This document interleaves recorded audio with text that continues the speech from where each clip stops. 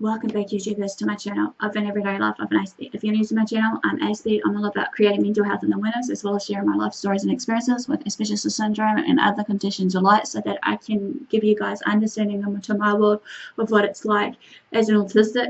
I also do some beauty from ashes messages of hope for the ones that are personally struggling with everyday things, be it whatever it may be. You know, if they've lost a job or they lost a loved one, or basically they just need some sort of personal inspiration, motivation to uplift them and not, you know, support them in their time of need, regardless when and where it is. So enough for the day, guys. Basically, if you haven't been following me right now, I'm trying to do some, you know, mental health and awareness series again, just for a little bit, and then hopefully, like I said in one of my videos, that I'm hoping to share with you all what I've learned in my conference meeting that I went to just yesterday of the autistic conference. But I'll do that at a later date, maybe say another week or two, so I can gather some notes and do my research. So I'm going to apologise, but it'll be something different, maybe for you guys to maybe learn about what I've learned too. Maybe we can learn something together, regardless of what topics I may be sharing out to you. So enough for the day, guys. Basically, this is part 2 of the how to help someone with a panic attack. So give me a like and thumbs up, and also support and engagement by commenting below of some of the videos you've been watching. And if they've been, you know, beneficial to you, or you felt that it was beneficial for someone that you cared about, so to speak. I just need a bit of updates here and there, but it'll be good. So like I said, to engage and encourage one another, inspire one another, regardless where we're at this point of time. I'm trying to hopefully hope for this channel to be as user-friendly as possible. So, you know, I know what it's like to be judged, misunderstood, and everything else in between, you know. So being there, done that, so to speak. But I'm here to support you as the bestest way as I could possible. So, and for this begin this of the part 2 before I run out of time, which is putting them at ease of when you're helping someone when they're having a panic attack. So number 1, remove the cause or take the individual to a quiet area. Okay, the person will probably be having an overwhelming desire to leave where they are at that given moment when they're experiencing a panic attack. However, you know, you got to remember that sometimes we need to find out what's the cause, the triggers, why it's happening, where it's happening, and all that, so that we can hopefully, you know, eliminate everything till we get to the right solution of that problem. So obviously, in saying this though, to facilitate this, we need to keep them safe at all times regardless.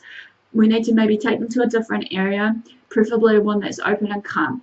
Okay, and for certain circumstances, do not ever touch a person who's having a panic attack without asking them and obtaining definitive permission to do so for them. Because many people, when they're experiencing a panic attack, you know, they may not want to be touched. They want to just, you know, take themselves out somewhere and actually trying to deal with it on their own. But we've got to remember that they're not always alone in this case. In some cases, touching the person without asking can increase the panic of what they're feeling and make the situation worse. My advice is sometimes a person with a panic disorder will already have techniques or medication which they already know that may help them get through their attack. So ask them if there is anything you can do. They may have a place they prefer to be and actually, you know, be on the quiet on their own.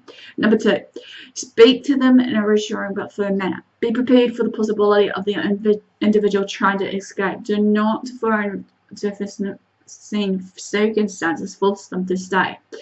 Even though you know you're fighting an uphill battle while witnessing this, and you have other feelings, probably concerned about them and whatnot, it is of best interest and utter importance that you remain calm yourself.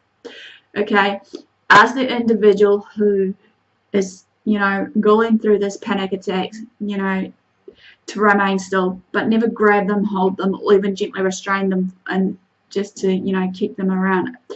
If they want to move around, basically let them do so, you know, but forever not, again, do not grab and pin them down to the point that it will make them stressed out even more. If they do want to move around, however, maybe you can suggest to them that they can stretch or do jumping jacks or go for a brisk walk with you. My advice here, if they're at home and they're having these type panic attacks, you know, suggest maybe organising a closet or other vigorous cleaning up as an activity, as a distraction maybe.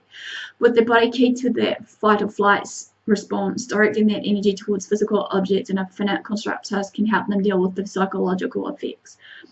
The actual accomplishment may change their mood, while a different activity to focus on may help break that anxiety that they were feeling in the first place. Okay, but if another one is for the advice there, if they're not at home and the panic attack is occurring elsewhere, maybe in the public or somewhere, the actual accomplishment may change their mood, while a different activity, suggest an activity that can help them focus. This can be simple as lifting their arms up and down. Once they get started or tired or bored with this repetitive, their mind will be less focused on the panic. Number 3, do not dismiss or write off their fears.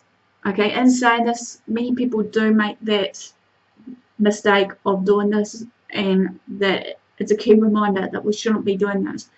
Okay, we need to remember in saying things like, when it's happening or anything that we witness happens, there's nothing to worry about, or it's all in your mind, you're crazy, or these can be more daunting than good, you know, or you're overreacting will exacerbate the problem, or just make the problem worse, so to speak.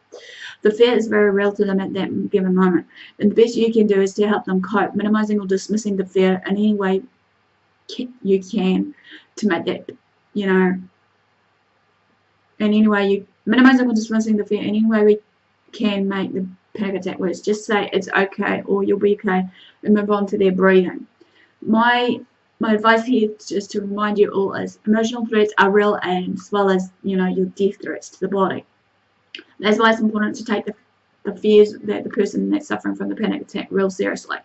If their fears aren't grounded in reality and they're reacting to the past, providing some specific reality checks can help. Okay. An example here you could think of is, this is Katie we're talking about. She never blows up in people's faces over mistakes the way Emma used to. She'll just react the way she always does and probably help. It'll be over soon, and she won't see this as a big deal. Okay, another advice here, asking the question in a calm and natural way. Are you reacting to what's going on right now or something in the past? This may help the panic attack victim organize his or her thoughts to recognize flashbacks versus immediate danger signals that they may be facing in that given moment.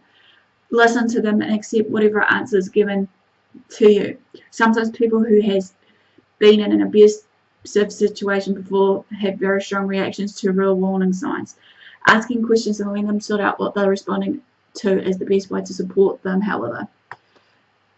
Number 4, don't say calm down or there's nothing to panic about. Again, as I said before, it does take a person to know the real deal of what's going on, and that basically it will do more damage than good. Okay, gee, that's genius. They didn't think of that. Patronizing them will put them on a high alert state. What's more, telling them there's nothing to panic about may just remind them how out of touch reality was for them, or how much, you know, out of touch with reality they really are, and forcing them to panic, this will force them to panic more. However, instead to try something like, I understand that you're upset, that's okay, I'm here to help, or we are over soon, I'm here for you, I know you're scared but you're safe with me. Advice here is, it's important to assure them, and also for you to look at this as an actual problem. Like if their leg were cut severely and bleeding heavily, while you can't see what's actually going on, something very scary for them is actually happening.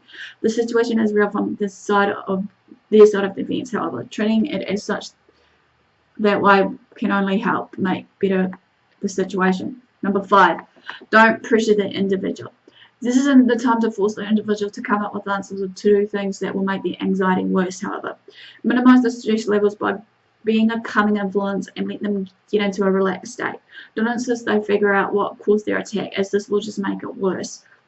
Okay, my advice here is listen supportively to them. If they are spontaneously trying to sort out what it is they're reacting to, do not forever judge, just listen and let them do the talking.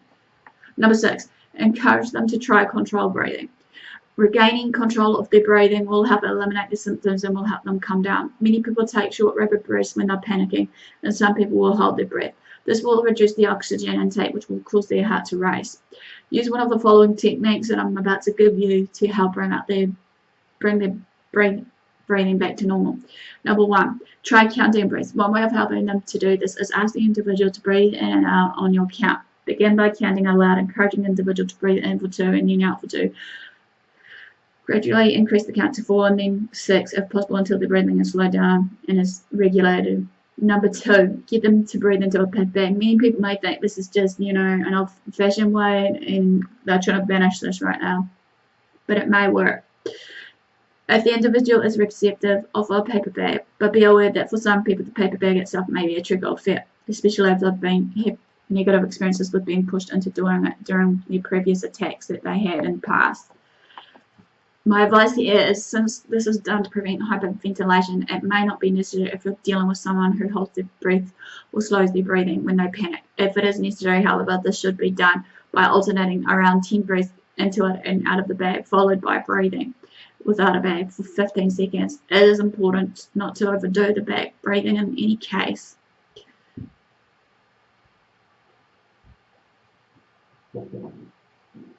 Let's start this again, sorry. Since this is done to prevent hyperventilation, it may not be necessary if you're dealing with someone who holds their breath or slows their breathing when they panic. If it is necessary, however, this should be done by alternating around 10 breaths into and out of the bag, followed by breathing without a bag for 15 seconds. It is important not to overdo this breathing exercise in case carbon dioxide levels will rise too high and oxygen levels will fall too low, causing more other serious medical problems.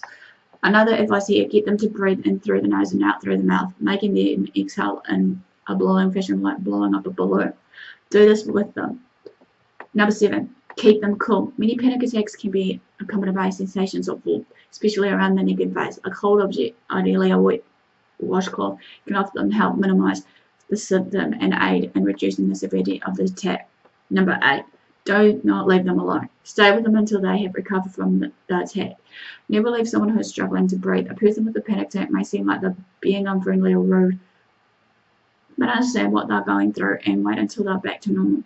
Ask them what has worked in the past and when they have taken their meds, if they're taking any medications or not. Advice here, even if you don't feel all that helpful with them, know that you're a sense of distraction for them.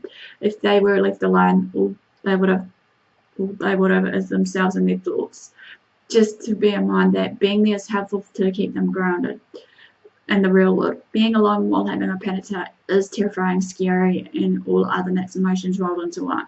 But if in a public place while this is happening with them, make sure people stay a distance away. They may mean well, but will only make it worse. Number 9, wait it out. I know it may sound, really stressful or whatever when you're waiting it out with them, though it may seem like forever for you, even to you, but especially to them. The episode will eventually pass. General panic attacks tend to peak at around 10 minutes and get better from there on a slow and steady decline. So my advice there is, however, smaller panic attacks tend to last longer. That being said, the person will be better at handling them, so the length of time is less of an issue for them in the near future.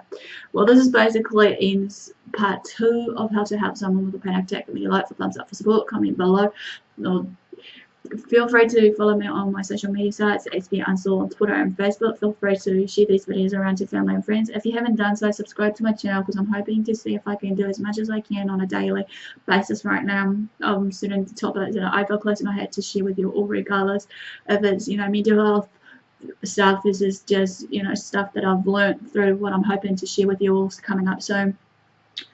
Of the conference I've attended to versus basically also just normal everyday personal messages of hope, so I can support and uplift you all, because we're all about working together as a team and hopefully creating a safer environment here on my channel. Hopefully, feel free to private message me if you feel the need or have to, if you want to talk to me or you just want to suggest a topic to me that I haven't even touched base on as of yet.